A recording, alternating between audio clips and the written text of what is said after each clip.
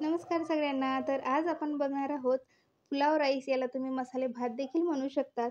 तर जेव्हा आपल्याला स्वयंपाकाचा कंटाळा येतो तेव्हा आपण असंच करत असतो, मसाले भात, खिचडी भात. तर त्याच प्रकारे हा एक प्रकार आहे तो म्हणजे मसाले भात. तर थोडं वेगळं ट्रिक आहे यामध्ये, तर तुम्ही शेवटपर्यंत नक्की पहा. आणि हे 2 स्टेप अशा सांगितलेल्या आहेत की ते तुमच्या भातला एकदम चव खूप छान आणणार आहेत. आणि आपल्या चॅनलवर जर का कोणी नवीन असेल तर त्याने प्लीज चॅनलला सबस्क्राईब करा आणि बेल आयकॉन देखील प्रेस करा, म्हणजे अशा नवीन व्हिडिओची नोटिफिकेशन तुमच्यापर्यंत येईल. आणि एक लाईक नक्की करा.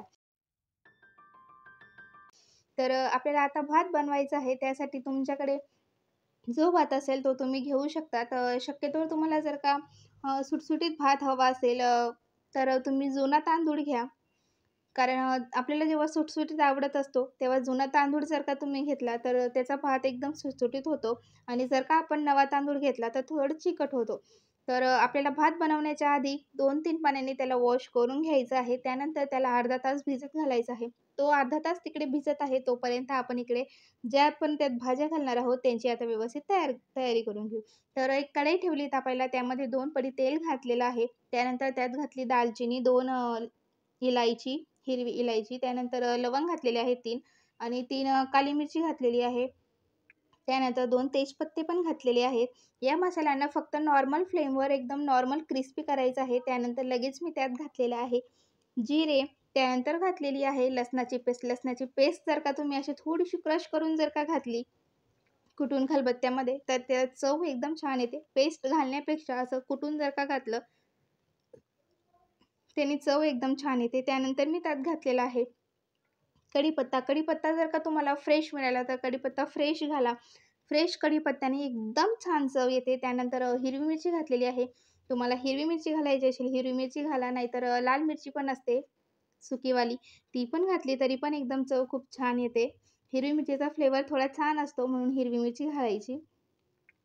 त्यानंतर त्यात घातलेली आहे मी एक अर्धी शिमला मिर्च. शिमला मिर्च घातल्याने पण आपल्या मसाल्याला चव एकदम छान येते. तुमच्या आवडीनुसार तुम्हाला ज्या भाज्या हव्या असतील, त्या तुम्ही कोणत्याही भाज्या घालू शकतात त्यात. जे आपल्याकडे गाजर असेल किंवा गोबी असेल, तुम्हाला ज्या भाज्या आवडत असतील ना, त्या तुम्ही सगळ्या घालू शकतात. त्यानंतर मी घातलेला आहे त्यात कांदा. तर कांदा घालताना तुम्ही बारीक स्लाईसमध्ये जर का कट केला, तो पण चालेल किंवा असं बारीक चॉप करून पण घातला तरी पण चालेल. तुम्हाला जसं आवडत असेल तुम्ही तसं घालू शकतात. मी आता इथे चॉप करून घातलेलं आहे.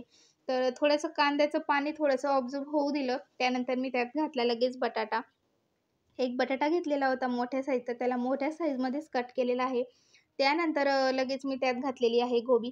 जर का बटाटा तुम्ही व्यवस्थित धुवून घेतला, म्हणजे त्याच्यातलं स्टार्च जर का काढून घेतलं, तर आपण म्हणतो की बटाट्याने थोडंसं जाड होण्याची शक्यता असते. तर आपण जर का स्टार्च व्यवस्थित काढून घेतलं त्याच्यातून, तर बटाटा पण खाल्लेलं चांगलं असतं.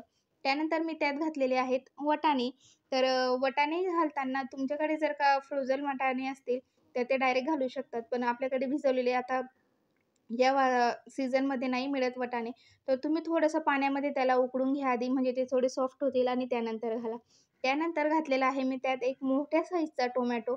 टोमॅटो घातल्यानंतर थोडंसं त्याला व्यवस्थित परतायचं आहे, कारण आपल्याला भाज्या जास्त शिजवायच्या नाही आहेत.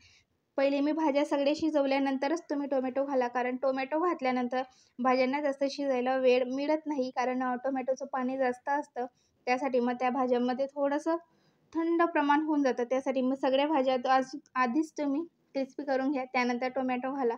आणि मी तुम्हाला बोलली होती की एक ट्रिक आहे, तर ती ट्रिक आहे दही घातल्याने आपल्या पुलावला एकदम खूप छान चव येते. कारण आपण नंतरून असं भातवर निंबू वगैरे पिळून खातो. त्यापेक्षा जर का अशी दही घातली ना, तर दही घातल्याने खूप छान चव येते. तुम्ही एक वेळेस नक्की ट्राय करून पहा, की दही घातल्याने तुमच्या भाताला किती छान चव येते. त्यानंतर आपण भिजत ठेवलेला होता तिकडे भात. आपण हीच मसाल्याची तयारी करतो, तोपर्यंत आपला भात आरामशीर मस्त भिजत होतो. आपण भिजत जर का भात घातला, तर आपला भात एकदम सुटसुटीत मोकळा होतो आणि शिजायलाही त्याला जास्त वेळ लागत नाही. कारण आपण आधीच त्याला थोडं सॉफ्ट करून घेतलेलं असतं. त्यासाठी मग तुम्हाला जर का झटपट जर का करायचं आहे, आपल्याला जेव्हा स्वयंपाकाचा कंटाळा येतो, झटपट करण्यासाठी मग तुम्ही आधी भात भिजवून घ्या, म्हणजे आपला भात लवकर होतो. तर प्रमाण कसं आहे, आपण एक वाटी तांदूळ घेतलेला होता. त्यासाठी दुपटीचं प्रमाण घेतलेलं आहे मी, कारण आपण आधीच भात भिजत घातलेला होता. त्यासाठी मग जास्त पाणी लागणार नाही आहे. पण तुमच्या भाज्या जर का 50%च्या वर जर का झालेल्या नसतील, तर तुम्ही थोडंफार पाणी एक्स्ट्रा घालू शकतात. पण जास्त पाणी घालायचं नाही, नाहीतर मग असा सुटसुटीत भात होणार नाही. त्यासाठी मग दुपटीचं प्रमाण ठेवलेलं आहे, की आपण 1 वाटी जर का भात घेतला, तर त्यानंतर तुम्ही 2 वाटी त्यात पाणी घालायचं आहे, कारण आपण आधीच भात भिजवून ठेवलेला होता. त्यानंतर त्यात घातलेला आहे मी अर्धा निंबू पिळून घातलेला आहे. आपल्या भातला चव एकदम खूप छान येते. मसाले भात एकदम खूप सुंदर येते डायरेक्ट आणि वाससुद्धा तेवढाच सुगंधित येत आहे. पहा आपला भात आता व्यवस्थित झालेला आहे. मी त्याच्यावरून झाकण ठेवलेलं होतं ते व्यवस्थित काढलं. त्यानंतर तुम्ही वाफ बघू शकता, की एकदम सुटसुटीत झालेलं आहे. आणि एकही भाजी अशी कच्ची राहिलेली नाही आहे, एकदम सॉफ्ट झालेली आहे. कारण आपण त्याला आधीच तेलमध्ये फ्राय करून घेतलेलं होतं आणि एकदम सुटसुटीत भात झालेला आहे. तुम्ही भिजत घाला, त्यात दही घाला आणि निंबू घाला. या ट्रिक जर का तुम्ही वापरल्या, तर तुमच्या भातला चव खूप छान येणार आहे. आणि कोणी-कोणी ट्राय करली ही रेसिपी मला कमेंट करून तुम्ही नक्की सांगा. आणि आपल्या चॅनलवर जर का कोणी नवीन असेल, तर त्यांनी चॅनलला सबस्क्राईब करायला प्लीज विसरू नका आणि बेल आयकॉन देखील प्रेस करा. जेणेकरून अशाच नवीन-नवीन व्हिडिओची नोटिफिकेशन तुमच्यापर्यंत येत राहील. चला भेटू अशाच नवीन-नवीन रेसिपींसोबत. तोपर्यंत खात राहा. Bye bye.